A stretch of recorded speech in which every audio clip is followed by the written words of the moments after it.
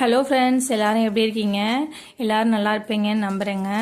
இன்றைக்கி என் காதல் கணவர் என்ன பண்ணாங்கன்னா, கடலை உருண்டை தான் பண்ணாங்க. வாங்க எப்படி செஞ்சாருன்னு பார்க்கலாம். நாங்கள் பச்சை கடலை எடுத்து நல்லா வதக்கி எடுத்துக்கிட்டாங்க, வறுத்து எடுத்துக்கிட்டாங்க. எடுத்து தான் அதுக்கேற்ற மாதிரி மண்டை வெல்லம், எங்கள் ஊரில் மண்டை வெல்லம்னு சொல்லுவோம். உங்கள் ஊரில் இதை என்ன பேர் சொல்லுவீங்கன்னு மறக்காமல் எனக்கு கமெண்ட்டில் சொல்லுங்கள், நானும் தெரிஞ்சுக்கிறேங்க. நல்லா வறுத்து எடுத்தோன்னே கொஞ்சம் ஆன பின்னாடி இந்த தோல்லாம் எடுத்தாச்சு. தோல் எடுத்தால் தான் கொஞ்சம் கசக்காமல் இருக்குங்க. முடிஞ்ச அளவுக்கு நல்லா தோல் எடுத்தாச்சு. இது நான் காலைல போட்ட கோலங்க, எப்படி இருக்குன்னு சொல்லுங்கள். அப்புறம் நல்லா வறுத்து எடுத்துட்டோம். இந்த தூசியெல்லாம் எடுத்தாச்சு. தோல்லாம் எடுத்த பின்னாடி அதை ஒரு மிக்சி ஜாரில் போட்டு நல்லா அரைச்சி எடுத்துக்கிட்டாங்க. கண்டிப்பாக இது மாதிரி ட்ரை பண்ணி பாருங்கள். ரொம்பவே டேஸ்ட்டு சூப்பராக இருந்துச்சுங்க. நான் வீடியோக்காக சொல்லலை, உண்மையாகவே டேஸ்ட்டு வேறு லெவலில் இருந்ததுங்க.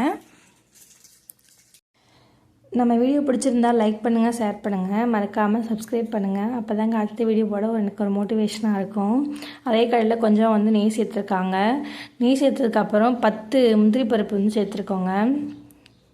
முந்திரி பருப்பை நல்லா பொன்னிறமாக வறுத்து எடுத்துக்கலாங்க. மிக்சி ஜாரில் இந்த முந்திரி பருப்போ 2 ஏலக்காய் சேர்த்து நல்லா அரைச்சி எடுத்து வச்சுக்கிட்டோம். இடித்து வச்ச மண்டை வெல்லத்தையும் நல்லா இந்த கடாயில் போட்டு ஒரு கொதி நம்ம அரைச்சி வச்சுருந்த ஏலக்காய், முந்திரி பருப்பு, பொட்டுக்கடலை எல்லாத்தையும் நல்லா மிக்ஸ் பண்ணி விட்டுக்கலாங்க. கட்டி இல்லாமல் மிக்ஸ் பண்ணிக்கலாம். கொஞ்சம் லைட்டு சூடாக இருக்கப்பே உருண்டை பிடிக்க ஆரம்பிச்சிட்டிங்கன்னா கொஞ்சம் உருண்டை ஈஸியாக பிடிச்சிடலாங்க. லைட்டாக சூடாக இருக்கப்பே பிடிச்சிருங்க. அப்போ கொஞ்சம் ஈஸியாக இருக்கும் உங்களுக்கு. இந்த மாதிரி ட்ரை பண்ணி பார்த்துட்டு எப்படி இருக்குன்னு மறக்காமல் கமெண்ட்டில் சொல்லுங்கள். இன்னொரு நல்ல வீடியோட சந்திக்கலாம். ஸ்ரீராம ஜெயம்.